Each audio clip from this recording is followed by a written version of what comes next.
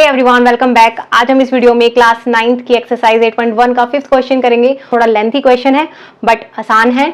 But शुरू करने से पहले अगर आपने चैनल को सब्सक्राइब नहीं किया है तो प्लीज सब्सक्राइब कर दीजिए और इस वीडियो को लाइक कर दीजिए और प्लीज वीडियो के एंड तक बने रहिए। इस क्वेश्चन में जितने भी आपके प्रीवियस कॉन्सेप्ट यूज होंगे उसको भी हम डिस्कस करेंगे ताकि आपको कोई दिक्कत ना आए। चलिए शुरू करते हैं क्वेश्चन नंबर 5। देखिए क्वेश्चन नंबर 5 का जो फर्स्ट पार्ट है अभी हम वो करते हैं। तो क्वेश्चन क्या है हमारे पास, इन पैरेललोग्राम एबीसीडी की फिगर हमारे पास गिवन है और ये एबीसीडी पैरेललोग्राम गिवन है।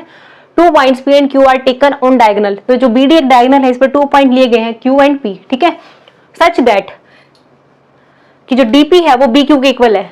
जो डीपी है ये वाला, ये बी क्यू के इक्वल है और हमें प्रूव करना है कि जो ट्राइंगल ए पी डी है this one is congruent to triangle this one, ठीक है। सबसे पहले हमें ये प्रूव करना है। तो आप देखिए इन दोनों ट्राइंगल्स को कॉन्ग्रुएंट प्रूव करने के लिए आपको पता है मिनिमम 3 कंडीशंस की रिक्वायरमेंट है। तो चलिए देखते हैं solution. In triangle A P D and triangle C Q B, इन दोनों ट्राइंगल्स के अंदर आपको पता है जो बीसी साइड है वो एडी के इक्वल है, ठीक है। BC is equal to AD. Reason is ABCD is a parallelogram. देखिए अगर आपको पैरेललोग्राम, रोम्बस, स्क्वायर, रेक्टेंगल, ठीक है, अगर आपको इन सब की प्रॉपर्टीज याद है तो आप इजीली इन क्वेश्चंस को सोल्व कर पाओगे क्योंकि ज्यादा मुश्किल क्वेश्चन नहीं है। सिर्फ जो आपकी प्रॉपर्टीज है उन्हीं का आपको यूज करना है, ठीक है।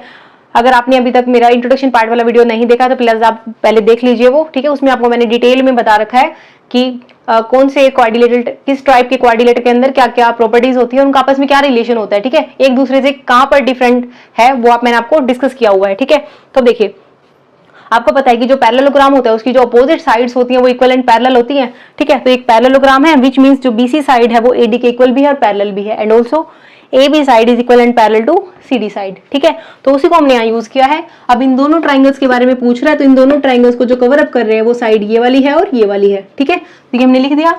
अब देखिए ये हमारे पास गिवन ही है कि जो PD साइड है वो QB के इक्वल है, ठीक है। It is given. तो आप क्या लिखोगे, DP is equal to BQ given. देखिए 2 कंडीशंस तो आ गई आपकी, ठीक है, कि ये साइड इसके इक्वल है, ये साइड इसके इक्वल है। अब आप देखिए AD साइड को हम ऐसे लिख सकते हैं, BC साइड को ऐसे लिख सकते हैं, ठीक है। अब ये जो है BD डायगोनल वो क्या एक ट्रांसवर्सल की तरह एक्ट कर रही है, ठीक है। अगर ये ट्रांसवर्सल की तरह एक्ट कर रही है तो देखिए आप लाइन्स एंड एंगल्स में चैप्टर में आप ऑलरेडी पढ़ के आए हो कि जो इसमें काफी टाइप्स के जो एंगल्स बनते हैं, ठीक है, उनके बीच में क्या रिलेशन होता है, जैसे कोरस्पॉन्डिंग एंगल्स जो होते हैं या अल्टरनेट एंगल्स होते हैं। तो मोस्टली वही क्वेश्चंस आपके, वही जो आपकी प्रॉपर्टीज हैं वही यूज होती हैं, alternate angles and corresponding angles, ये दोनों बहुत ज्यादा यूज होते हैं, ठीक है। तो देखिए अब AD और BC हमने ऐसे राइट डाउन किया और BD जो है उसको हमने डायगोनल को एज ए ट्रांसवर्सल की तरह एक्ट कराया। तो इसकी हेल्प से आपको क्या पता चल रहा है कि जो ये एंगल होगा वो इसके इक्वल हो जाएगा, alternate interior angles, which means this angle is equal to this angle, ठीक है। ऑल्सो ये वाला एंगल भी इसके इक्वल होता है बट हम अभी इसको ये क्यों नहीं ले रहे, क्योंकि मैं इस ट्राइंगल की और इस ट्राइंगल की हमें बात नहीं करनी, ठीक है। हमें सिर्फ इन दोनों ट्राइंगल्स के बारे में पूछा गया है, ठीक है। तो आप क्या लिखोगे, angle ADP is equal to angle CBQ। Reason is because these are alternate interior angles, ठीक है। तो अल्टरनेट इंटीरियर एंगल्स हैं। तो 1 2 3 by using these 3 conditions we get side angle side rule. क्यों, तो देखिए साइड एंगल एंड साइड, ठीक है। तो आपके पास क्या आएगा, by SAS congruency triangle APD is congruent to triangle CQP, ठीक है, हेंस प्रूव्ड। तो फर्स्ट पार्ट देखिए आपका बिल्कुल सिंपल सा था, आपको सिर्फ कॉन्ग्रुएंसी के बारे में बात करनी थी, ठीक है। तो अगर आपको 6 और 7 चैप्टर जो आपका है लाइन्स एंड एंगल्स और कॉन्ग्रुएंसी ऑफ ट्राइंगल्स जो है, अगर आपको वो आपके बेसिक्स उसके स्ट्रॉन्ग हैं तो यहाँ आपको कोई भी प्रॉब्लम क्वाड्रिलेटरल्स में नहीं आएगी, ठीक है। जो पेपर में क्वेश्चंस आते हैं ना एग्जाम में आपके, वो काफी मार्क्स का आता है क्वाड्रिलेटरल्स के चैप्टर में से, ठीक है। मैंने चैप्टर वाइज आपका जो मार्किंग स्कीम है उसका वीडियो भी बनाया हुआ है, ठीक है। आप चाहो तो उसको भी प्लेलिस्ट से चेक कर सकते हो। देखिए जो सेकंड पार्ट है ना वो इसी पर बेस है, ठीक है। तो मैं यही आपको सोल्व कर रखा है अभी तो भी बताती हूँ। ये कह रहा है सेकंड पार्ट जो है आपका वो क्या कह रहा है कि जो AP है वो इक्वल होना चाहिए CQ के, ठीक है। AP is equal to CQ, this is your second part. तब आप देखिए इस ट्राइंगल के अंदर और इस ट्राइंगल के अंदर AP और CQ आ रहे हैं ना, और अभी हमने ये दोनों ट्राइंगल्स को आपस में कॉन्ग्रुएंट प्रूव करा है, ठीक है, तो कॉन्ग्रेंट प्रूव करें तो क्या होगा कि जो कोरस्पॉन्डिंग पार्ट होते हैं किसी भी कॉन्ग्रेंट ट्राइंगल्स के वो आपस में इक्वल होते हैं। ठीक है, तो आप क्या लिख सकते हो, तो आप सेकंड पार्ट भी इजीली ऐसे लिख सकते हो, क्या, A P is equal to C Q by C P C T rule, corresponding part of congruence triangle are always equal. ठीक है, तो देखिए सेकंड जो पार्ट था वो तो काफी शॉर्ट था ना, फर्स्ट पर ही बेस था। चलिए थर्ड पार्ट करते हैं। देखिए जो थर्ड पार्ट है उसमें क्या है, ए क्यू बी यानी दिस ट्राइंगल कह रहे कॉन्ग्रेंट प्रूव करो इस ट्राइंगल के। ठीक है, again you have to find out the 3 conditions. तो आप क्या लिखोगे, देखिए सॉल्यूशन में फर्स्ट में देखिए ए बी जो है वो सी डी के इक्वल है, as A B C D is a parallelogram, तो अपोजिट साइड्स जो है वो इक्वल और पैरेलल होती हैं। Then you will write it is given लिख सकते हो, या फिर आप लिख सकते हो A B C D as A B C D is a parallelogram. Okay, now ये दोनों साइड्स इक्वल है। मैंने अभी आपको प्रीवियस पार्ट में बताया था कि अगर ये ए डी और बी सी 2 लाइन्स हैं और ये जो बी डी है वो ट्रांसवर्सल की तरह एक्ट कर रही है, तो आपका ये एंगल भी इसके इक्वल होगा, बताया था अभी। ठीक है, तो आप क्या लिखोगे इस बार, जो ये वाला एंगल है वो इस एंगल के इक्वल होगा। ओके, तो हम क्या लिखेंगे, angle C D P is equal to angle A B Q. ठीक है, and reason is alternate interior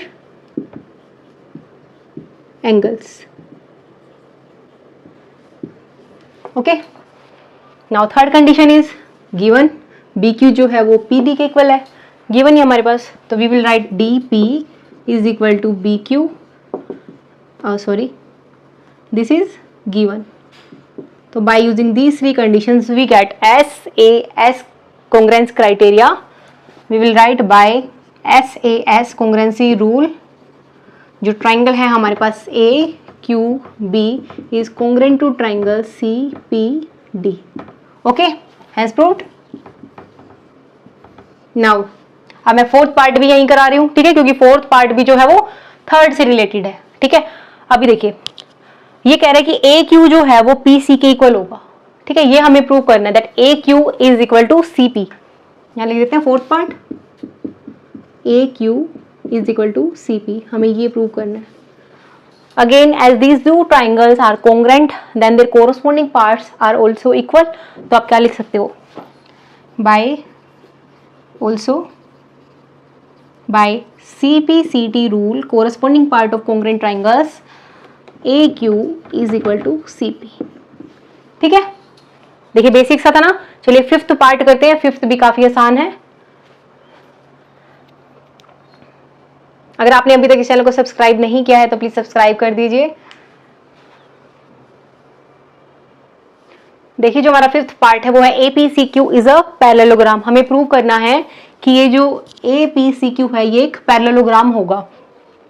तो देखिए जो हमने भी फोर्थ पार्ट तक करे हैं उसमें हमारे पास जो सेकंड और फोर्थ पार्ट था उससे क्या आया था हमारे पास कि जो ए क्यू है वो इक्वल है हमारे पास सी पी के, एंड जो ए पी है वो इक्वल है सी क्यू के। यह आया था ना कि ये जो साइड है वो इसके इक्वल है और ये वाली जो साइड है वो इसके इक्वल है। ये हमने अभी फाइंड आउट किया ही है।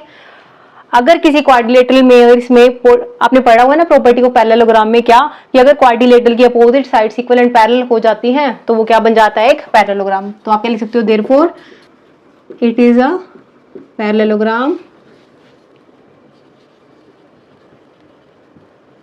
as here opposite sides are equal and parallel in this quadrilateral।